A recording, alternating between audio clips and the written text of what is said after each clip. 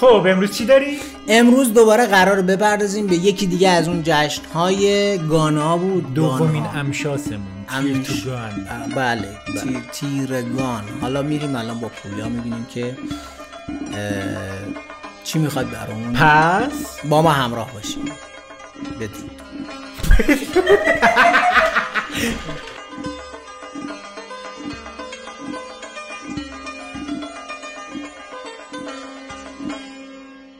درود. خیلی خوشحالیم که دوباره با یه برنامه ای از سلسله برنامه‌های گانها خدمت شما هستیم. امشاس هم بله. خب با پویا اومدیم امروز راجع به جشن تیرگان صحبت کنیم. تیرگان رو بشنویم از پویا، ببینیم که چیه، چجوریه، تو جشن چی کارا میکنن. بالاخره تو این جشن باید بریم دوباره جوب موب تمیز کنیم، چیکار کنیم، چیه. همونطور که توی بخش خردادگان گفتیم، هر 30 روز ماه یه نام مخصوص خودش رو داره. 13مین روز هم اسمش تیره، یعنی 13مین روز هر ماهی اسمش تیره. در نتیجه جشن تیرگان در 13مین روز تیر ماه برگزار میشه و این همنامی ماه و روز ماه جشن تیرگان. یعنی 13 بدر یعنی تیر بدر؟ جدیه به خدا سوال فکر کرد. شاید نه دیگه، 13 بدر یه رسم جداه، ربطی به تیر نداره، ولی تو همین روز 13 اونم دیگه، ولی اون روزم روز آقا شما ولش کن اصل مسئله. بابا سوال دیگه، حالا سوال بی جایی، سوال بعد از کلاس. این تیرگان هم مثل همون خردادگان اساطیر خودشو داره. خب ما صحبت کردیم که اون 12 تا نام ماه و 30 تا نام روزها از بنمایه‌های فرهنگی و اساطیری و دینی ایرانی ها برداشته شده، یعنی هر کدوم اسم یه چیزیه یا یه معنایی داره. این تیر هم معنای خودش رو داره. تیر توی زبان پهلوی یا پارسی میانه تیشتر تلفظ می شده و در حالا تیشتر چیه؟ عرض میکنیم میدونیم که چیه تیشتر. تو زبان اوستایی که قدیمی تر از پارسی میانه است تیشتریه خونده می شده، گفته می شده. تیشتر سرهمه؟ تیشتر که بعداً تبدیل شده به تیر. تیشتر ایزد بارانه، یعنی این هم یک ایزد باستانیه که شکل مذکر هم داره، مرد این. و قدیمی ترین منبعی که ازش یاد کرده یک یشت در اوستاست. یشت یک واژه‌ای که به معنی نیایشه و توی اوستا یشت‌های زیادی وجود داره که در نیایش و ستایش همین اسطوره‌های دینی ایرانی است. یشت تیشتر راجع به نبرد تیشتر و ایزد باران با اپوش دیو خشکسالی صحبت میکنه و تیشتر رو ستایش میکنه. تیشتر ایزد بارانه، یک ایزد مرد هست که ایزد بارانه و کهن‌ترین منبعی که بهش اشاره کرده خود اوستاست. تو اوستا یه بخش هایی داریم به اسم یشت. معنی کلمه یشت یعنی نیایش. این یشت ها در ستایش و وصف و نیایش همین ایزدان باستانی ایرانه، ایزدان دینی ایران. یشت تیشتر راجع به نبردش با یه موجودی به اسم اپوش که دیو خشکسالیه صحبت میکنه و خب تیشتر رو ستایش میکنه. اپوش دیو خشکسالیه و کارش اینه که جلوگیری بکنه از رفتن آبهای بارانزا به آسمون. یه جورایی منو یاد چرخه باران میندازه، توی علوم میخونیم آب بخار میشده اینا. کار اپوش همچین چیزیه که جلوگیری بکنه از اینکه چرخه بارون شکل بگیره. خب تیشتر هم ایزد باران است دیگه. آره اینا که افسانه است قطعا.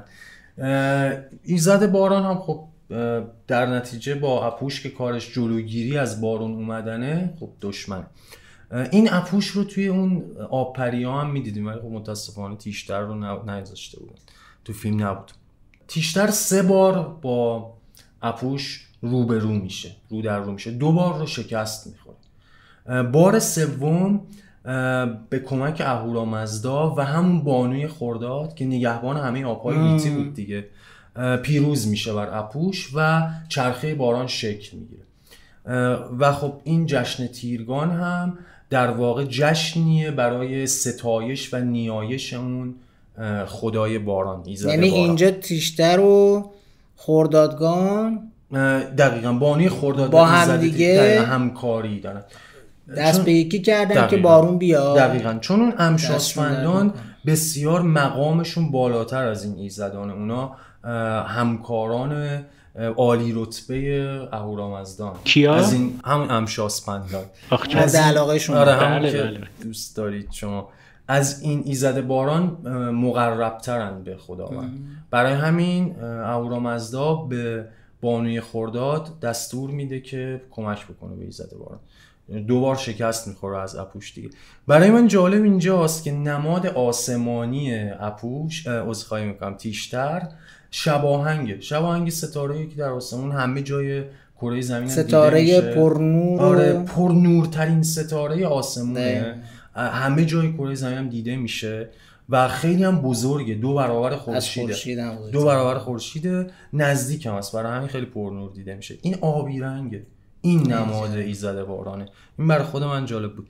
و حالا ایزد اپوش نمادش یک ستاره‌ای که ایرانی‌ها بهش میگن کژدمدل، عربا میگن قلب العقرب، و این قرمزه و خیلی بزرگه. اون خیلی دوره منتها، ولی چندین برابر همین شباهنگه. این برای من جالب بود، قرمز، آبی، شکست خوردن یه ستاره کوچک یه ستاره بزرگتر و در نهایت به یاری اهورامزدا پیروز شدن. این برای من این معنی رو میداد که انگار ایرانی‌ها رصد میکردن آسمون رو و خب اسطوره هاشون رو مثل همه اقوام دیگه ربط میدادن به آسمون. این قصه الان مثلا مال چند هزار سال پیش میشه؟ این اصلا مشخص نیست، این خیلی قدیمیه. مثلا حدودم نداره؟ نه، ولی این رو مصری ها هم حتی به این اهمیت میدادن، چون وقتی شباهنگ پدیدار میشه در آسمان، در همین حدود اتفاقا تیر و مرداد هم پدیدار میشه، بهش میگن طلوع سالیانه. آبهای نیل میجوشیده و ورود آبها به رود نیل بوده. منظورم میدونی چیه؟ میگم که یعنی ببین یه حداقل عددی نداریم بگیم حداقل مال 1000 سال پیشه. نه خیلی قدیمی این تر از این. نه میگم یه حداقل میتونی بدی به آره چرا، اینا قطعا حداقل مال 10000 سال 10000 سال حداقل پیشه. چون اینا توی بخش قبلی صحبت کردیم، همین ایزد باران و در واقع ستاره شباهنگ خیلی جاهای دیگه مستقلاً جدا پرستش می شده. اصلا داستان پردازی و در واقع این قصه پرستش و اینها حالا امروزه به یک سری شیوه‌های متفاوت می بینیمش تو ادیان و دسته‌های مختلف و نمیدونم مذاهب مختلف و اینها. عرض به خدمت شما که الان راجع به این تیر یه قصه‌ای هم هست، بحث اون تیر انداختن. دقیقاً این تیرگان داریوش بود که آرش بود. آرش. این تیرگان غیر از افسانه تیشتر و همنامی ماه و روز با یه افسانه دیگه هم گره و پیوند خورده که افسانه مربوط به زمان منوچهر پیشدادی اتفاق میفته و تیر انداختنی برای تعیین مرز ایران و توران. این مال همون آرش کمانگیره، درسته؟ دقیقاً این همون آرش کمانگیر. آرش کمانگیر یا آرش شیواتیر هم نام برده شده ازش. در اوستا هم که هست این نامش، اونجا بهش به عنوان تیزتیرترین ایرانیان یاد شده. چی؟ کسی که بهترین تیر 3 بار بگو تیزتیر. تیزتیر. آفرین، برو مرحله بعدی. این به عنوان کسی که بهترین تیرانداز سپاه ایران بوده ازش نام برده شده.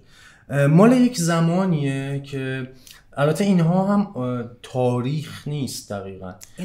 دقیقاً افسانه‌ایه که یا تاریخیه که با افسانه درآمیخته شده و نمیشه اینا رو از هم من اعتقاد ببخشیم این کلمت، من اعتقاد دارم اگر تاریخ هم باشه یه بخشیش قلوف شده. آره، حالا حتما اون نبوده. عده‌ای میگن که پیشدادی ها، خب منوچهر از سلسله پیشدادی هاست، همون هخامنشیانه یا ماده ها هستن یا سلسله های شهر دولتی پیش از اون.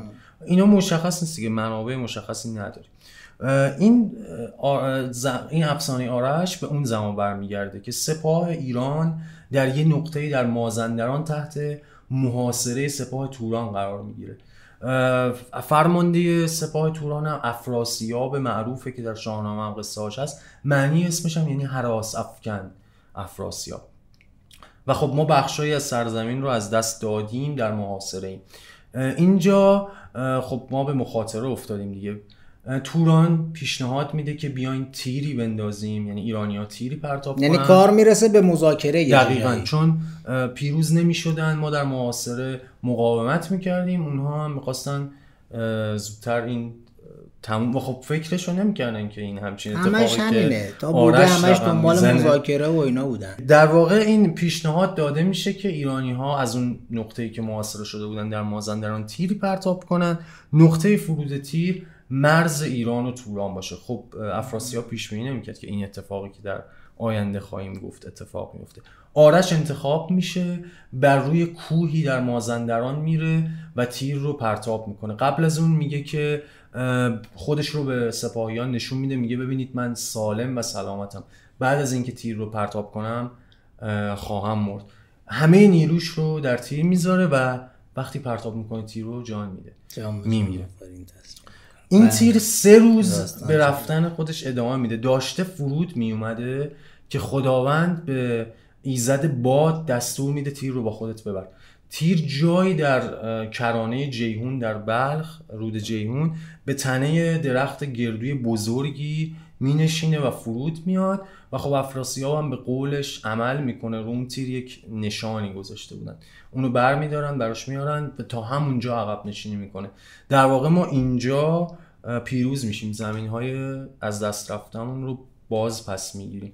خب افراسیاب فکر نمیکرد این اتفاق بیفته. ولی خودمونیم یه خالی بندی عظیمیه ها. 3 روز میره و باد میزنه زیرش، میاد بالا و اونم نمیره پایین. مثلا الان مثلا یارو با یه هلیشات هم نمیتونه دنبالش کنه، باتریش جواب نمیده. است دیگه. و خب این خودش نماده، در واقع آرش نماد فداکاری برای حفظ مرز هاست. اصلا این جشن تیرگان گره خورده با دوست داشتن میهن به واسطه این آرش و یک پیام دیگه هم توش داره. خب اون سپاه ایران در دشوارترین وضع قرار گرفته بود و خب در واقع کشور از دست داده بود و نماد مقاومت و امیدواری در دشوارترین وضع ممکن هم هست. اصلا ما همش نافمون گره خورده با مقاومت و ما اینجا اقتصاد مقاومتی. بله بگذاریم. آقا یه چیزی اینجا من میبینم، فکر کنم راجع به اینم شما میخواین صحبت کنیم که راجع به آیین‌های الان از باد گفتی و به باد اندیشیدیم و به باد خواهیم رفت. اینم یادت باشه بگی. حتما. میبینین جشن تیرگان یکی از کهن‌ترین جشن‌های ایرانیه و لازمه که در این مورد جستجو و تحقیق جامعی به نظر من بشه، چون ایران کشور کهنیه و همه آیین‌هاش، همه اونایی که میشناسیم، عید نوروز، چهارشنبه سوری، همه اینا در طول این مدت زمان طولانی بسیار طبیعی و بهنجاره که دچار تغییراتی شدن نسبت به زمانشون و خب در گستره بزرگی هم برپا میشن، هر جایی رنگ و بوی محلی خودشون گرفتن. برای همین آیین‌هایی هم که ازش صحبت میکنیم در گستره ایران و در طول مدت زمان تغییراتی کردن. حالا ما الان از آیین‌ها صحبت میکنیم. این آیین دومیه که میخوایم راجعش حرف بزنیم، چون مهمترین آیین این تیرگان آبپاشانه. یه رسمی داره به اسم آبپاشان که تو این رسم لب آب جویبار جمع میشن میخرن و یا این نوع مدرنشه. من دوست دارم راجع به این هم یه صحبتی بکنیم در انتها. شکل باستانی ترش اینطوریه که جمع میشن و به هم آب میپاشن. احتمالاً قبلا با کاسه میپاشیدن. آره در زمان صفویه ثبت شده که این کارو با دقیقاً ظرف و کاسه انجام میدن. این مسافرهای خارجی هم که میادن زمان شاه عباس اینو اصلا ثبت کردن که توی یه استخری رفتن و یه عده این کار کردن. رسم آبپاشان شکل باستانیش اینطور بوده که علاوه بر این که تو اون جشن به هم آب میپاشیدن، شادی خب که مثلا همین جشن ایرانی هم در کنارش بوده، آرزو برای و در واقع نیایش برای دوری از خشکسالی و طلب باران هم جزو این رسم آبپاشانه. این در تیرگان در گستره ایران خیلی جاها اجرا می‌شده، هنوزم اجرا میشه، جزئیاتش با هم تفاوت داره. عده‌ای میگن که پیشینه این رسم آبپاشان به زمان پیروز ساسانی برمیگرده. اون دوره 7 سال خشکسالی میاد، بزرگان و مردم با هم جای جمع میشن و طلب باران میکنن، آرزوی اومدن باران میکنن، همون لحظه باران میباره و از روی شادی و از شعفی که بهشون دست میده شروع میکنن آب پاشیدن به هم دیگه و این باقی مونه. ولی من فکر نمیکنم این درست باشه، چون اینو البته تو منابع مختلفی خوندم مثل آثار الباقیه بیرونی، اما پیروز ساسانی مربوط به قرن 4 میلادیه، اما تیرگان و رسم آبپاشی خیلی قدیمی تر از ساسانی هاست و به ویژه پیروز که 18مین پادشاه ساسانی هاست اگه اشتباه نکنم. این رسم آیین‌های دیگه‌ای هم داره، یعنی این جشن آیین‌های دیگه‌ای هم داره. همین دستبند که شما اشاره کردین دومین آیینیه که در این جشن اجرا میشه. اسمش دستبند تیر و باد هستش، خدای تیر و خدای باد. یک دستبندیه که از 7 نخ رنگارنگ ابریشمی بافته شده، مثل 7 رنگ رنگین کمون. دقیقاً اشاره به وجود این دنیا و گیتی داره دیگه. 7 رنگ. این رو در تیرروز دست میکردن و در 9 روز بعد، در روز باد، 9 روز بعد اسمش روز باده، این رو رها میکردن، به دست ایزد باد میسپردن و دقیقاً باد میبرد. من داشتم تست میکردم ببینم باد میبره. خیلی سبکه. با همراه با آرزوی این رو به دست باد میسپردن و رهاش میکردن. خب این خیلی پیوند جالبی با همون افسانه آرش داره. این بند نماد اون تیر آرشه. من آرزوهامو فرستادم رفت. دقیقاً. آره. اون باد هم که خب ایزدیه که به آرش کمک کرده تا تیرش تا بلخ بره. در واقع این رسم دستبند تیر و باد به نظر من پیوند مستقیم با افسانه آرش داره که توی یکی از رسوم اصلی جشن تیرگان باقی مونده. یه جاهایی هم یه شعری میخونن موقع رها کردن این. هم حالا تو ذهنم اومد بگم شعر چیزی نداری واسه اینا؟ چرا یه شعرم داره. یا تو شعرش رو چه تیران مباشد تن من باد مثلا. نه اینطوری نیست، خیلی عامیانه است. میگه تیر برو، باد بیا، غم برو، شادی بیا، مهنت برو، روزی بیا، خوشه مرواری بیا. اینو موقعی که دارن دستبند رو رها میکنن میخونن و آرزوشون رو به ایزد باد میگن که کلا زندگی ریتمیکی داشتیم ما. دامولی بوده کلا. این دستبندا الان هم خیلی مود شده، میبینم بعضی هستن از این دستبندای اونا نیستن. نه این رنگاش خیلی بیشتر از اونایی که تو مد نظرته. حالا از بعدن از نزدیک نما بگیریم. بله. خدمتتون عرض کنم که 2 تا دیگه در واقع رسمی که به خیلی فراگیر باشه در همه نقاط ایران وجود داره که یکیش این فال کوزه است. فال کوزه گردانندش معمولا یه دختر دوشیزه یا یه پسر نابالغه که نشانه ای از پاکی احتمالاً در نظر می‌گرفتن، برای همین گرداننده رسم یه همچین شخصیه. این یه کوزه رو میورده میونه جمع، اون دختر یا پسر نابالغ، هر کسی، هر شخصی که آرزویی یا فالی داشته یه شیئی، حالا هر چی، یه انگشتر، یه سکه مینداخته تو اون کوزه. بعد دور هم جمع میشدن، بزرگان جمع همزمان با هم شعری رو میخوندن. الان معمولا شعر حافظه.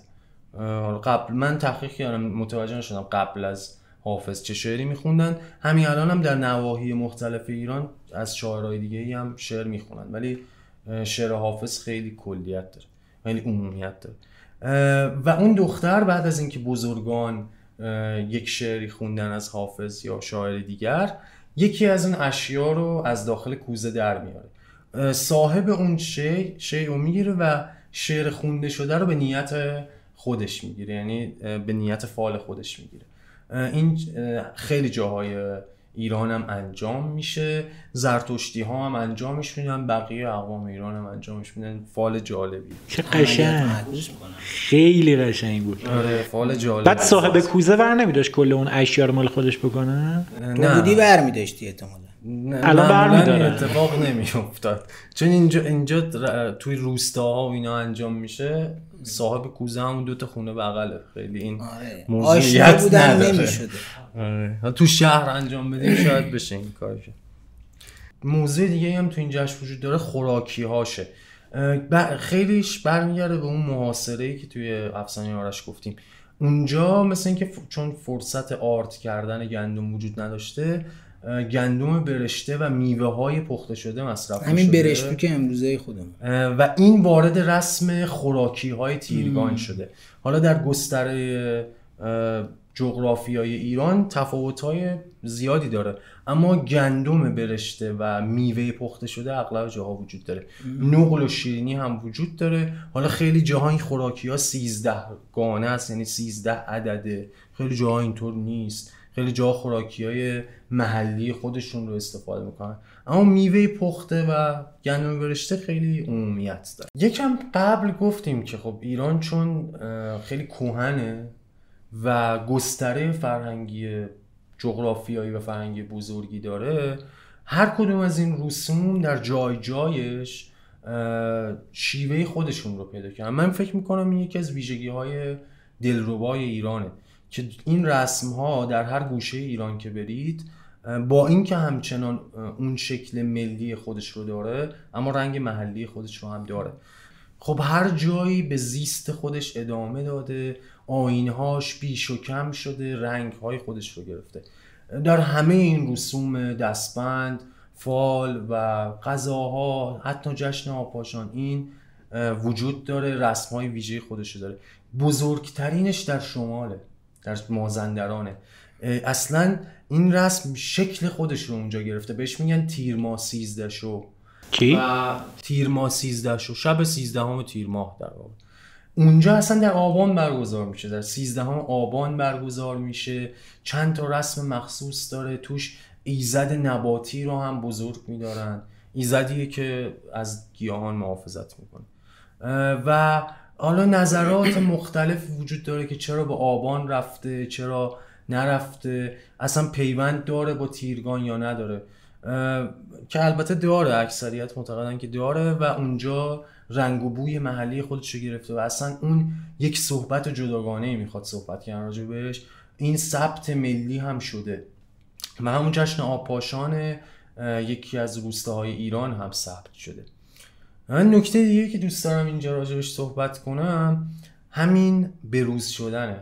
باز یکم قبل یادتون باشه گفتیم که در طول زمان این بروز میشه.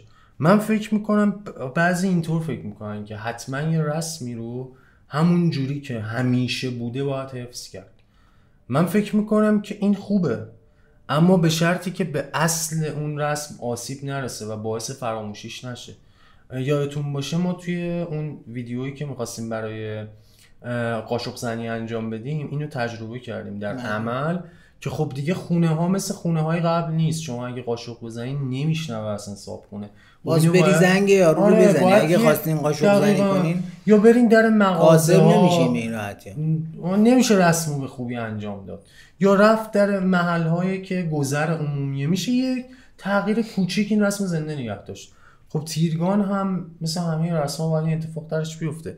آبپاشان رو نمیشه مثل گذشته رفت لب چشمه یا جوی و اینا. چه اشکالی داره که به شکل امروزی در یه محلی جمع بشیم و با ابزارالات امروزی هم آب بپاشیم و اون بارون رو، خب ایران همیشه مشکل خشکسالی داره، به این فکر کنیم، فرهنگ سازی کنیم. کلا یک چیز شادی هم هست، یک مفهوم و زیرمتن شاد داره. چه اشکالی داره که دولت هم به این هم کمک بکنه که در این روز یه جاهایی برگزار بشه این رسم. اصلا ما داریم پارک آب و آتش داریم در تهران، اونجا انجامش داد. بله حالا ما فیلماش هم میان از شهرهای مختلف تش میارن. بله تو این پارک همین امروزه هم علاوه بر روستاها که این رسمو خیلی دارن بیشتر از جشن‌های به قول دوستمون گان‌های دیگه انجام میدن. زرتشتی‌ها که انجام میدن، تیر ماه 13 که به قوت خودش باقیه. در همین 13 تیر ماه هم خیلی از روستاهای دیگه که حتی زرتشتی هم نیستن اینو انجام میدن. مدرنش هم امروزیش هم همین آب پاشیش انجام میشه و چه اشکالی داره که فکر نکنیم اینو باید عین قدیم حفظ کرد، به روزش کنیم، خیلی جاها انجامش بدیم. حالا این بروز شدن کلا باگ با ماجراست دیگه. فکر جمعی میشه اینو به شکلی که به اصل رسم آسیب نرسه بروز کرد به نظر من.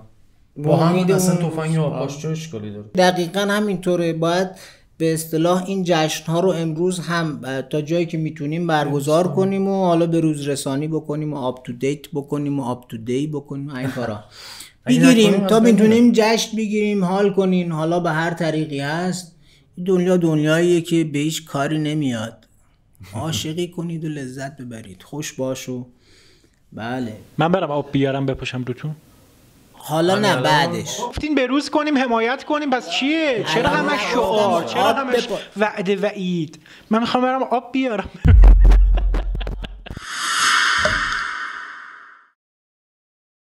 ممنونم. سپاس بیکران از پویای عزیز و از شما بزرگواران که تا این لحظه با ما همراه بودین. آقا خیلی خوشحالیم که داریمتون. این زنگوله رو بزنین، این شما رو باخبر میکنه از این که ما دوباره یه کاری کردیم. این زنگوله مهمه. سابسکرایب یا در فارسی چی میشه؟ مخاطب شدن رو هم اینجوری کلیک بفرمایید، لمس بفرمایید روش. با ما باشید دیگه، حمایت کنید ان شاءالله که ما خدا حمایتتون کنه. دمتون گرم. خوشحالیم که در خدمت شما هستیم. تا یه ویدیو دیگه، بدرود تا بعد.